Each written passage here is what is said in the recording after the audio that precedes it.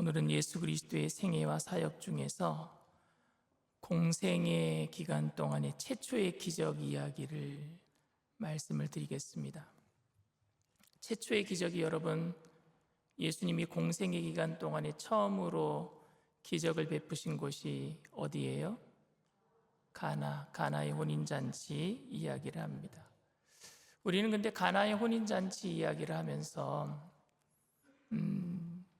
물이 포도주로 바뀌는 그런 기적이 내 삶에 일어나기를 원해요. 밋밋했던 물이 맛이 있는 포도주로 바뀌는 것처럼 밋밋한 내 삶이 맛있는 삶으로 바뀌는 그런 기적을 우리는 원하는데, 왜 예수님께서는 이 혼인잔치에 그 물이 포도주로 바뀌는 기적을 베푸셨는지 한번 보겠습니다. 화면을 띄워주세요. 요한이 요한복음을 기록한 목적이 여러분 뭐라고 생각하세요? 요한이 요한복음을 기록했는데, 요한복음을 기록한 목적은 바로 예수님이 메시아임을 알리기 위함이었어요. 예수님이 그리스도이심을 알리기 위함이었습니다. 구약의 많은 선지자들이 예언했던 메시아가 바로 예수님이라는 사실을 알리기 위해서 요한복음을 성령의 감동으로 기록했던 것입니다. 그 요한복음의 내용에 보면은요, 요한복음 6장 35절에 보면은 예수님은 생명의 떡이다라는 기록이 있습니다. 예수님은 생명의 떡이다, 요한복음 6장 35절에. 그리고 요한복음 8장 12절에는 예수님은 세상의 빛이다 그랬어요. 요한복음 10장 7절에는 예수님은 양의 문이다 그랬어요. 요한복음 10장 11절에는 예수님은 선한 목자다 그랬어요.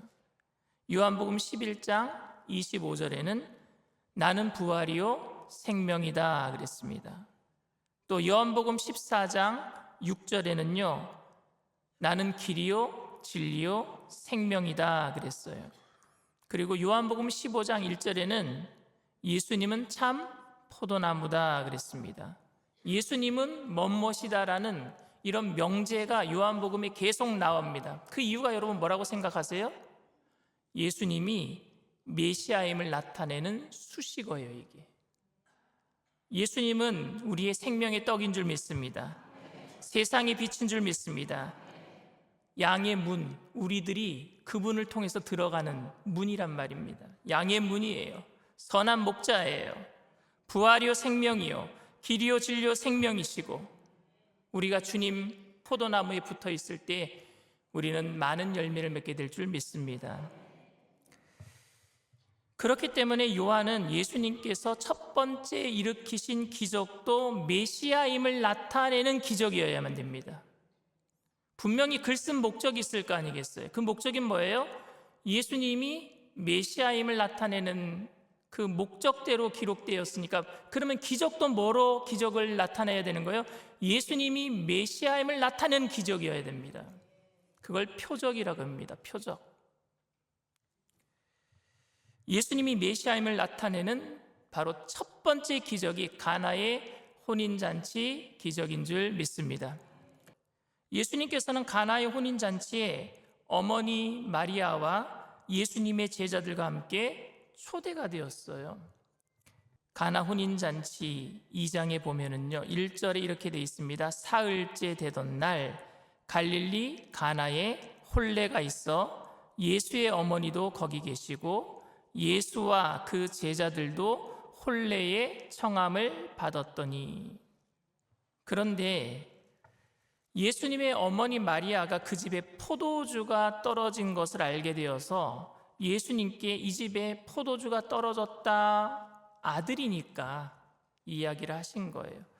그런데 예수님께서는 어머니 마리아에게 4절에 이렇게 얘기를 합니다. 예수께서 이르시되 여자여 나와 무슨 상관이 있나이까? 내 때가 아직 이르지 아니하였나이다. 내 때가 아직 이르지 아니하였나이다. 좀 쌀쌀맞게 대답하시는 것 같아요. 여기서 우리는 어머니를 여자여라고 부른 것 때문에 심히 예의 없는 처사라고 여기기도 하고, 기독교를 너무너무 싫어하고 불신자 중에 최고의 학자라고 얘기하는 영국의 버트란트 러세일이라고 하는 학자는 이런 것 때문에 예의 없는 종교는 난 믿고 싶지 않다라고 얘기도 했습니다. 예수님이 어머니를 뭐라 그랬어요? 여자여.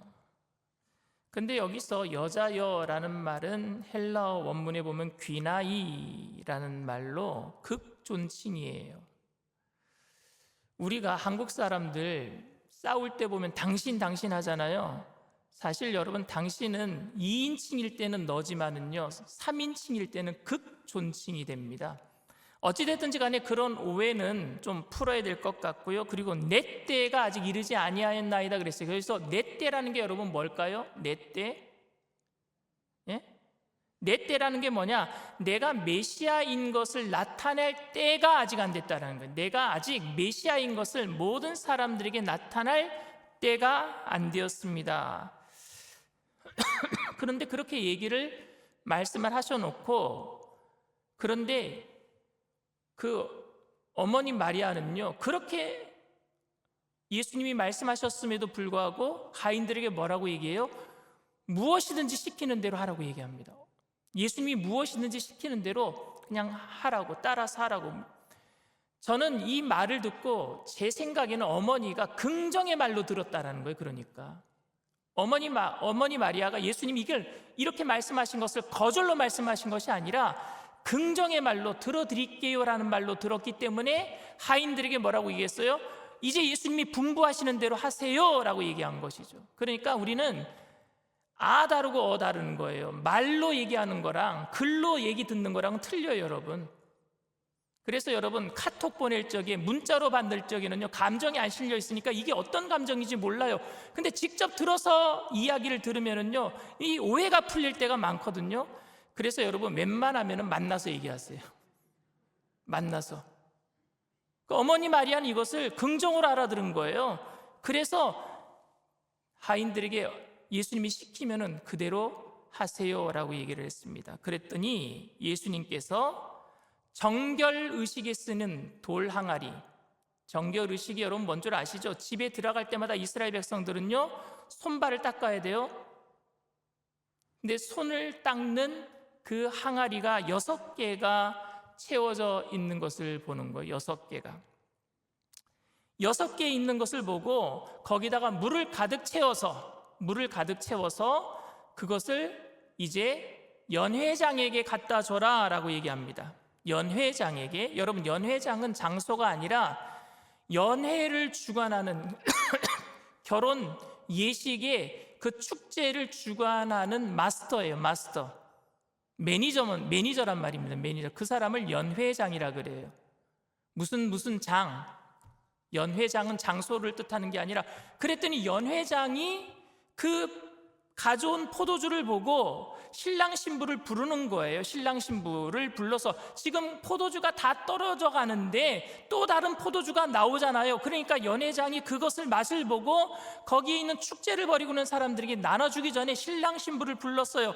신랑 신부를 불러서 뭐라고 얘기했느냐 하면은, 처음에 좋은 포도주를 내서 취한 다음에는 나쁜 포도주 먹고 취한 사람이 좋은 포도주 나쁜 포도주인지 알 수 없으니까 처음에는 다 진짜 좋은 포도주를 내고 나중에는 나쁜 포도주가 나오는데, 너는 처음에 좋은 포도주 내놓고 나중에는 더 좋은 포도주 내놓는구나, 칭찬을 해주는 거예요. 신랑 신부를 불러다가 이 집 진짜 맛집이네, 포도주 맛집이네. 여러분, 근데 이 가나의 혼인잔치 기적의 특징이 여러분 뭔지 아십니까? 이 기적을 베푸신 분이 누구라는 사실을요 모든 사람들이 거의 다 몰랐어요. 연회장도 몰랐고요, 그 연회장에서 물이 포도주로 변화돼서 정말 극상품의 포도주를 마신 사람들도 몰랐어요. 누구만 알았어요? 그 포도주를 떠다 준 하인들이 알고요, 또 누가 알았는 줄 아십니까? 그 제자들이 알았어요. 예수님을 따라간 제자들이. 오늘 본문에 이렇게 얘기를 합니다. 자, 한번 읽겠습니다. 예수께서 이 첫 표적을 갈릴리 가나에서 행하여 그의 영광을 나타내심에 제자들이 그를 믿으니라. 포도주 마신 사람이 예수를 믿었어요?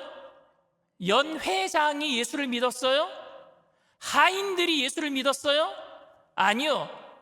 예수님을 따라 나선 제자들이 예수를 믿으니라. 예수님이 메시아인 것을 믿기 시작했습니다. 이 첫 번째 기적을 통해서 누구들이요? 예수님을 따랐던 제자들이.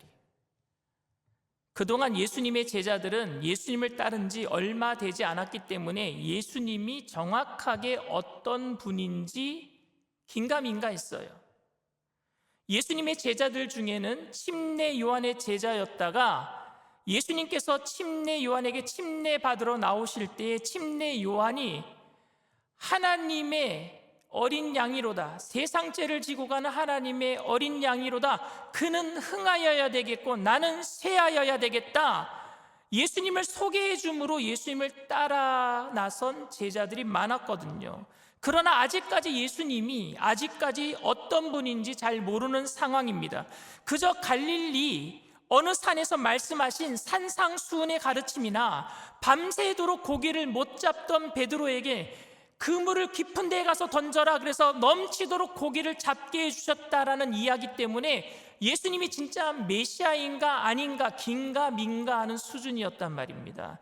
그런데 지금 그들이 메시아가 아니면 하실 수 없는 기적을 베푸시는 장면을 직접 목격했어요. 하인들은요, 시키는 대로 했기 때문에 이게 무슨 의미인지 잘 몰랐어요. 예수님이 메시아이신지 아니면 마술사인지 잘 몰랐단 말입니다. 그런데 제자들은 알았어요. 제자들은 이 기적의 장면은 일반인들에게 공개되지 않았습니다. 왜냐하면 아직 예수님이 뭐라 그러시죠? 아직 내 때가 이르지 않았다. 그런데 누구에게는 알려주고 싶었어요? 따르는 제자들에게는 알려주고 싶었어요. 내가 메시아 된다. 그러니까 이제부터 너희들 나를 따를 때에 내가 메시아인 것을 알고 따라라 라고 알려준 거예요. 예수님을 따르던 제자들은 이제 예수님이 메시아임을 알게 되었습니다. 그리고 예수님을 메시아로서 모시고 기쁨으로 따를 수 있게 되었습니다. 그 이후로 제자들은 어느 곳이든지 기쁨으로 예수님과 동행하는 사람들이 됩니다. 왠 줄 아세요? 메시아인 것을 알게 되었기 때문에. 우리는 일반적으로 아무런 생기 없는 일상생활에 밋밋한 물과 같은 그런 맛도 나지 않는 맹물과 같은 일상생활 속에 포도주와 같은 기적이 일어나기를 원해요. 예수님이 말씀하시니 물이 변하여 포도주 됐네. 내 삶에 좀 포도주가 되는 삶이 되면 좋겠어요. 맛이 나는 삶이 되면 좋겠어요. 가족관계가 밋밋할 때에 그 물이 포도주로 바뀌는 기적, 사업이 밋밋하고 안 될 때에 그 물이 포도주로 바뀌는 기적, 건강이 밋밋하고 좋지 않을 때에 그 물이 포도주로 바뀌는 기적을 원합니다. 그러나 그런 기적을 체험한 사람들, 포도주 맛을 보고 연회장에서 연회에 참석한 사람들은 예수님이 메시아 되는 것을 알지 못했다라는 겁니다. 그리고 그들은 연회가 끝나면은 포도주에서 술 기운이 깨면은요, 그 기쁨도 끝나버리고 마는 겁니다. 기쁨이 끝나버려요. 유효기간이 있어요. 기적을 봐도 유효기간이 있어요. 그러나 포도주의 맛은 보지는 못했지만 물을 포도주로 만드는 장면을 목격한 제자들은 예수님을 메시아로 믿으며 기쁨으로 고난의 길을 따라 나선 줄 믿습니다. 우리가 진짜 중요한 것은 우리의 삶에서 기적과 같은, 물이 포도주로 변화받는 기적과 같은 것을 날마다 느끼는 것이 중요한 것이 아니라 영원한 기쁨을 우리가 유지할 수 있는 길은 예수님이 메시아 되는 사실을 우리가 깨닫는 건 줄 믿습니다. 깨달을 때 기쁨을 유지할 수 있어요. 기적을 체험할 때마다 기쁨을 느끼는 것이 아니라 기적을 체험하고 나면은요, 그건 유효기간이 끝나면 기쁨도 사라져요. 그러나 예수님이 나의 메시아됨을 깨닫게 될 때에 제자들은요, 예수님을 끝까지 따라다녔잖아요. 기쁨으로. 오늘 우리가 신앙생활을 하면서 필요한 것은 기쁨을 놓치지 않는 것입니다. 그 기쁨은 바로 예수님이 나의 메시아 되시는 것을 믿는 거예요. 구원자 되심을 믿는 겁니다. 교회 나오면은 예배 드릴 때는 정말 기뻐요. 은혜 받고 말씀 듣고 은혜 받고 하면 기뻐요. 그런데 집에 가면 힘들어져요. 말썽 피는 자식이 있고 갈등이 있는 가족들이 있고 사업장에 가도 힘들어요. 나를 힘들게 하는 상사가 있고 요즘 MZ세대는요 그냥 자기 하고 싶은 대로 하니까 밑에 후배들은 치받아서 올라오고 중간에 낀 세대들은 이러지도 못하고 저러지도 못하고. 그러니까 어떤 분이 목사님 저는 늘 교회만 있으면 좋겠어요 그래요. 그게 누구냐 하면은요 베드로예요. 여기가 좋사온 여기다 초막셋을 짓고 변화산상이 너무 좋은 거야. 안 내려갔으면 좋겠어. 내려가면 문제투성인데 모세를 만나고 엘리야를 만나고 예수님과 함께 거기 살았으면 좋겠어. 근데 예수님이 성경에 없는 얘기인데 베드로의 길을 끄잡고 내려오셨대요. 네가 있을 곳은 세상이다. 우리는 세상의 빛이 되어야 될 줄 믿습니다. 한결같은 기쁨을 누릴 수 있는 것은 예수님이 메시아 되시고 나와 늘 동행해 주신다라는 임마누엘 되시는 하나님이라는 사실을 아는 거예요. 그리고 오늘 이 첫 번째 기적을 통해서 예수님이 우리에게 한 번 더 말씀하고 싶은 것은 뭐냐? 종교적 형식과 의무감으로부터의 자유입니다. 종교적 형식과 의무감으로부터의 자유예요. 이사야서 61장 1절 말씀 다 같이 읽겠습니다. 주 야훼의 영이 내게 내리셨으니 이는 야훼께서 내게 기름을 부으사 가난한 자에게 아름다운 소식을 전하게 하려 하심이라. 나를 보내사 마음이 상한 자를 고치며 포로된 자에게 자유를, 갇힌 자에게 노임을 선포하며. 이사야는 여러분 예수님이 태어나기 800년 전 선지자예요. 그때 메시아가 오시면은요, 그러면은 가난한 자에게 아름다운 소식을, 마음 상한 자를 고치고 포로된 자에게 자유를, 갇힌 자에게 노임을 선포한대요. 오늘 기적의 도구로 사용된 이 항아리가 어떤 항아리라 그랬어요? 아까 결례, 정결의식의 돌 항아리입니다. 결례, 정결의식의 돌 항아리. 요한복음 2장 6절에 이렇게 되어 있습니다. 다 같이 읽습니다. 거기에 유대인의 정결 예식을 따라 두세 통 드는 돌 항아리 6이 놓였는지라. 유대인들은 밖에서 집으로 들어올 때 아니면 성전에 들어갈 때는 늘 정결 의식을 거행했어요. 정결한 물로 자신에게 묻었던 흙과 티를 닦아내는 것입니다. 그리고 그 방법도 그대로 준수했어야 돼요. 손끝에서 물이 흘러내려서 손바닥까지 정확하게 흘러내려가야 됩니다. 만약에 중간에다 뿌리면요 다시 해야 돼요. 손끝으로부터 손바닥까지 내려가야 됩니다. 그런데 예수님께서는 그 정결 의식에 사용했던 돌 항아리에 물을 포도주로 바꾸신 거예요. 여러분, 그 물이 아무리 깨끗한 물이라고 할지라도 손 닦는 물이라고 한다면 사람들이 좋아할까요? 아마 굉장히 부담스러워할 것 같습니다. 그런데 연애 안에 있던 사람들은 그 물이 정결 의식에 사용했던 돌 항아리에 손 닦는 물을 퍼서 온 것이라고는 생각조차 못했겠죠. 예전에 천국 가신 조용기 목사님께서 그렇게 간증한 이야기를 들어본 적이 있어요. 시골에 어떤 부흥사가 이제 부흥 시골교회에 갔는데, 근데 밥그릇이 모자라서 그래서 목사님께서 놋 요강을 녹여서 그래서 놋 밥그릇을 만들어서 그래서 거기다가 밥을 해서 부흥사를 대접했다. 들어보셨어? 그런 이야기요? 여러분, 그 목사님이 그게 요강단지였다는 걸 알면 얼마나 힘들어 하실까? 근데 이제 어쨌든 불에다 녹여서 다시 새로 만든 것이니까 새로워졌지만, 근데 그게 유광이었다라는 것을 알면 너무 힘들어 하실 것 같아요. 그런데 예수님은 지금 그렇게 하신 거예요. 손 닦는 물을 퍼다가, 돌 항아리에 있는 손 닦는 물을 퍼다가 이스라엘 백성들에게 무엇을 얘기하려고 하셨던 것인가? 포도주로 변화시킨 이유가, 그것은 유대인들이 너무 형식에 얽매여서 자유함이 없다라는 것을, 자유함을 주시기 위해서 이렇게 말씀하신 거라고 저는 생각합니다. 형식과 의식은요, 우리에게 참 기쁨을 줄 수가 없어요. 피곤하게 만들 때가 많아요. 형식과 의식이. 형식과 의식으로 인한 의무감은 사람들을 피곤하게 만들고 기쁨을 사라지게 만듭니다. 예수님께서는 가나의 혼인잔치 이후에 어디로 가셨느냐 하면요, 예루살렘 성전으로 가십니다. 예루살렘 성전에 가셔서 예루살렘 성전에 그 청소 사건 있죠. 예수님이 노끈을 만들어서 채찍으로 자판을 엎으시고, 돈 바꾸는 사람 상을 엎으시고, 비둘기를 파는 사람 엎으시고. 요한은요, 지금 정결의식의 가나의 혼인잔치 그 돌 항아리 이야기와 성전 청소 사건을 연결시켜서 이야기를 하고 있어요. 요한복음 2장 13절에서 15절 말씀입니다. 다 같이 읽습니다.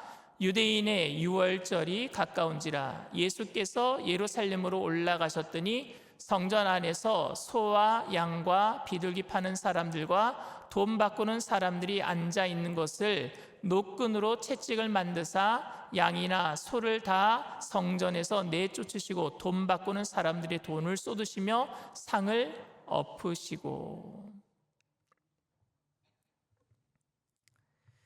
정결의식에 사용되었던 돌 항아리와 하나님께 예배드렸던 성전을 청소하신 예수님은 바로 우리들에게 형식과 의무감에 얽매인 종교 생활을 떠날 것을 말씀하고 있는 거예요.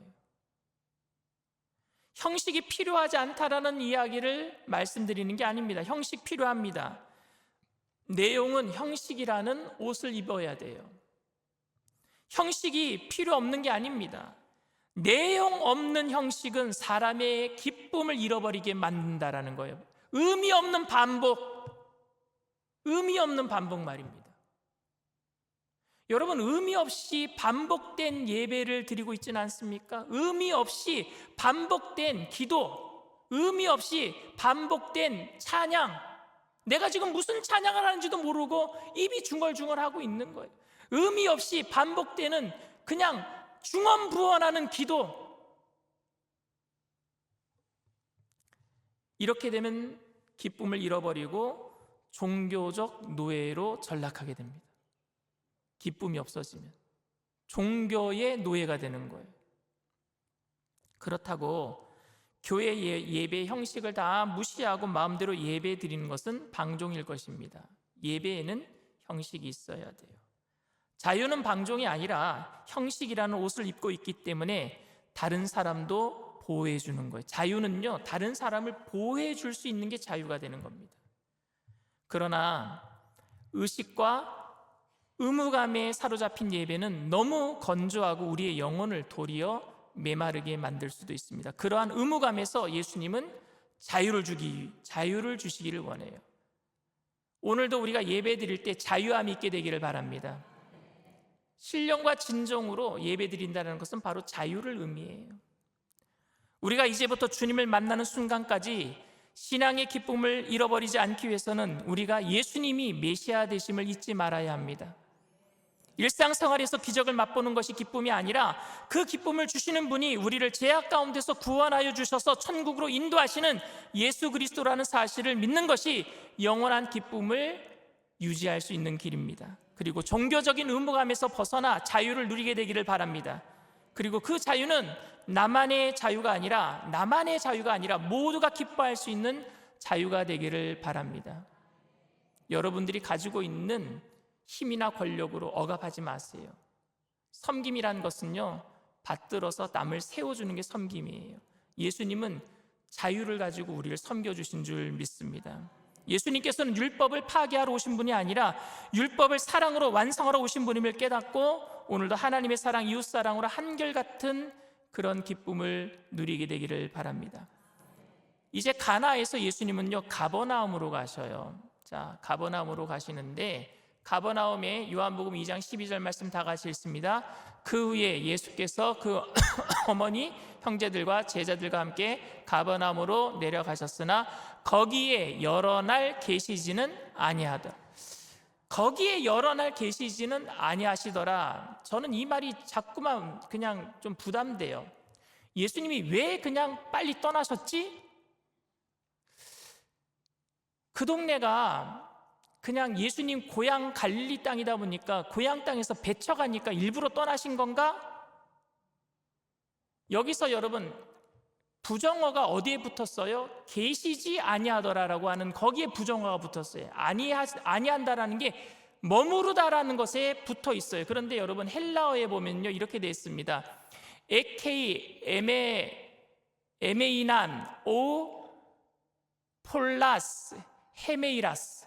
무슨 뜻이냐면요 이게 영어로 얘기하면은 에케이는 there, 에메이나는요 they stayed, 그들이 머물렀다. 오는 not, 아니다, 이게 부정어예요. many day, 폴라스 헤메이라스, many day. 여러분 부정어는 어디를 지금 수식하고 있어요? 많은 날들이 아니다라는 것을 수식하는 거예요. 머물르지 못했다라는 게 아니라, 그러니까 이걸 직역하면 이렇게 됩니다. 그들은 며칠 동안 머물렀다예요. 그러니까 많은 날들이 아닌 며칠 동안, 왜냐하면 부정어가 많은 날들이 아닌 것을 부정하는 거니까, 많은 날들이 아니다라는 뜻이니까 많은 날이 아닌 게 뭐예요? 며칠이잖아요. 며칠. 그들은 며칠 동안 머물렀다라는 거예요. 제가 여러분들에게 무슨 말씀을 드리고 싶으냐면요, 예수님께서 쫓겨나듯이 떠나신 것이 아니란 얘기예요. 가버나움을 누군가의 어떤 상황 때문에 어떤 사람으로 인해서 떠나야 하는 상황이 아니라 예수님이 떠나셨다라는 거예요. 예수님이 왜 떠나신 줄 아십니까? 예수님은 어느 곳에 가면은요 거기다 진을 치고 복음 전파한 것이 아니라 늘 옮겨 다니셨어요. 더 많은 사람들에게 복음을 전하기 위해서 계속 옮겨 다니셨단 말입니다. 이 동네에서 저 동네로, 저 동네에서 또 다른 동네로 이동하시면서 복음을 전하는 것을 원칙으로 삼으셨습니다. 우리 주님처럼 우리들도 능동적으로 복음 전하는 일에 최선을 다해야 될 줄 믿습니다. 저 사람이 나를 밀어내니까 아이고 나는 여기서 전도 못하겠다 떠나는 것이 아니라, 주님께서 있으라고 할 때까지 있는 것이고 떠나라고 하면 내가 능동적으로 떠나는 것이지. 예수님도 그렇게 하셨단 말입니다. 우리가 그 말씀을 좀 정확하게, 예수님의 그 전도나 선교의 방향을 정확하게 알고 예수님처럼 살았으면 좋겠습니다. 그리고 그 다음 절 13절에 보면은요 또 유월절을 지키기 위해서 떠났다는 사실을 알 수 있습니다. 우리 요한복음 2장 13절 말씀 다 같이 읽습니다. 유대인의 유월절이 가까운지라 예수께서 예루살렘으로 올라가셨더니, 그래서 떠나신 거예요. 또 유월절에 많은 사람들이 예루살렘에 모이니까 그 사람들 만나서 또 그곳에서 예수님께서 복음 전파하시기 위해서 능동적으로 떠나신 거예요. 그런데 예수님이 유월절에 공생의 기간 동안에 몇 번 가셨을까요? 예루살렘에 몇 번 가셨을까요? 이거 맞히면은 상 드릴게. 교역자들도. 유월절 말고 다 합쳐서 예루살렘에 몇 번 가셨을까? 유월절은 3번 간 거 맞아요. 유월절은, 예수님이 유월절에 3번 가셨는데, 첫 번째 요한복음 2장 13절 말씀 보여요? 다 같이 읽습니다. 유대인의 유월절이 가까운지라 예수께서 예루살렘으로 올라가셨더니, 첫 번째죠. 요한복음 5장 1절 다 같이 읽습니다. 그 후에 유대인의 명절이 되어 예수께서 예루살렘에 올라가시니라. 요한복음 12장 12절 시작. 그 이튿날에는 명절에 온 큰 무리가 예수께서 예루살렘으로 오신다는 것을 듣고, 유월절을 3번 보내시는, 그래서 예수님을요 이 요한복음 때문에 공생의 기간을 3년 반이라고 잡는 거예요. 유월절을 3번 지내셨기 때문에, 이 요한복음 때문에. 그러면 예수님이 유월절 빼놓고는 예루살렘에 가신 적이 없으실까요? 아무도 못 맞췄으니까, 공생기 기간 동안이라니까 제가 지금 침례 받은 거 빼고 초막절에 한번 가세요. 요한복음 7장 10절 다 같이 읽습니다. 그 형제들이 명절에 올라간 후에 자기도 올라가시되 나타내지 않고 은밀히 가시니라. 예수님이 형제들 보고 난 안 간다 그래놓고 뒤늦게 출발하셨죠. 기억나요? 요한복음 배우셨잖아요. 다음에 또 요한복음 강의 또 해야 되겠네. 그때가 초막절이에요. 그리고 또 있어요. 수전절에 한번 가셔요. 요한복음 10장 22, 23절 말씀 다 같이 읽습니다. 예루살렘의 수전절이 이르니 때는 겨울이라 예수께서 성전한 솔로몬 행각에서 거니시니. 그러면 예수님이 공생기간 동안에 몇 번 가신 거예요? 5번 예루살렘에 가십니다. 예수님은 요한복음 2장 13절에서 4장 54절, 왜 4장 54절까지 제가 말씀드리냐면요, 이제부터는 예수님의 초기 사역이 아니라 이제 지도자로서의 사역이 시작이 되거든요. 이제 다음 시간부터 예수님의 지도자로서의 사역이 시작되는 부분부터 말씀을 드릴 텐데, 예수님은 요한복음 2장 13절부터 그리고 3장 21절까지는요 예루살렘을 지역적 배경으로 해서 성전 정화 사건을 일으키시고, 그리고 니고데모가 밤늦게 찾아오죠. 그래서 니고데모를 만나 주셔요. 그리고 나서 요한복음 3장 22절에서 26절까지 유대 지방의 요단강 유역을 배경으로 예수 그리스도에 대한 침례 요한에 대한 증거와 관련된 기사를 보도합니다. 침례 요한이 예수님은 이런 분이다라는 것을 얘기하고, 이어서 4장 1절부터 요한복음 4장 42절까지는요 사마리아를 배경으로 해서 예수님과 사마리아 여인과의 대화가 이어지고요, 그로 인해서 사마리아 사람들이 회심해서 예수를 믿는 사건이 일어나요. 나중에 예수님이 부활하시고 승천하신 다음에 빌립이 사마리아 갔는데 거기에 누가 있었어요? 예수 믿는 사마리아 사람들이 있었단 말이에요. 그건 언제 생긴 거냐? 예수님이 사마리아의 여인을, 수가성 우물가의 여인을 변화시킬 때에 와봐라, 이 여인이 물동이를 집어던지고 가서 와봐라 했을 때 동네 사람들이 다 믿게 된 사람들이 남아 있었단 말입니다. 그리고 다시 갈릴리와 가나의 배경으로 예수님은 왕이 시나의 아들을 치료하시는 그런 사건을 보여줍니다. 이 얘기를 제가 미리 말씀드리는 것은 이제 다음 주부터 이 얘기를 하려고 하기 때문에 그래요. 이걸 제가 이제 지도로 한번 보여드리고 오늘 말씀을 마칠까 합니다. 자, 지도가 좀 작기는 하지만 보이세요? 네, 안 보여요? 저기가 갈릴리예요. 제 빨간 화살표 보이죠? 저희가 갈릴리예요. 근데 갈릴리에서 예수님이 어디로 가셨느냐? 예루살렘으로 가시는 거예요. 그렇죠? 예루살렘으로 가셨다가 어디로 가시느냐? 유대로 가셔요. 유대. 그리고 거기서 다시 사마리아로 가십니다. 사마리아 수가성 우물가가 저기예요. 수가성 우물가로 가셨다가 거기서 사마리아 여인을 만나고 다시 갈릴리로 가셔요. 그래서 왕의 신하를 고쳐주시고 다시 거기서 가나로 가시는 겁니다. 가나로. 이 이야기를 이제 다음부터 지도자로서의 예수님의 생애 가운데 얘기를 해드릴 겁니다. 오늘 여러분들이 한결같은 기쁨을 놓치지 않게 되기를 바랍니다. 종교적인 의무감에서 벗어나 자유함으로 예배를 드림으로 신령과 진정으로 주님 앞에 예배드리는 저와 여러분들 다 되시기를 주님의 이름으로 축원을 드립니다. 나 무엇과도 주님을 바꾸지 않으리. 우리 찬양 드립니다.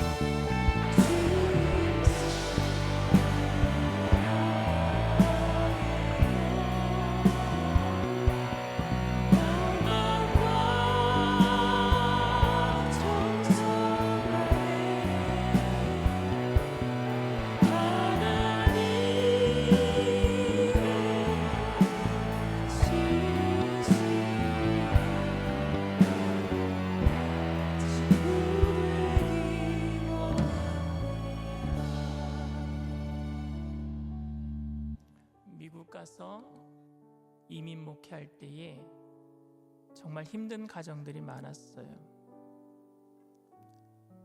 이민 온 목적이 가정의 행복을 위해서 오신 거예요. 남편과 아내가 행복한 자녀들, 행복한 가정, 미국에서는 아메리칸 드림을 이룰 수 있으니까 우리 가정 행복해지자고. 네, 남편도 열심히 일하고 아내도 열심히 일하고 돈을 벌다 보니까 돈의 노예가 되고 아이를 돌볼 수 없어서 아이는 디프레스, 우울증에 걸리고 가정의 행복이 다 깨어졌어요. 여러분, 이것을 주객 전도라 그럽니다. 주인과 손님이 바뀌었어요. 행복을 위해서 이민 갔는데 결국에 돈의 노예가 되고 말았어요. 여러분, 기적은 예수님이 메시아 되신 것을 보여주기 위해서 기적을 보여주시는 줄 믿습니다.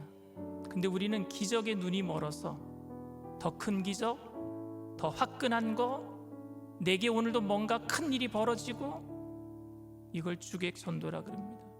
그건 유효기간이 끝나면 끝나는 거예요. 나는 무엇과도 주님을 바꾸지 않겠습니다.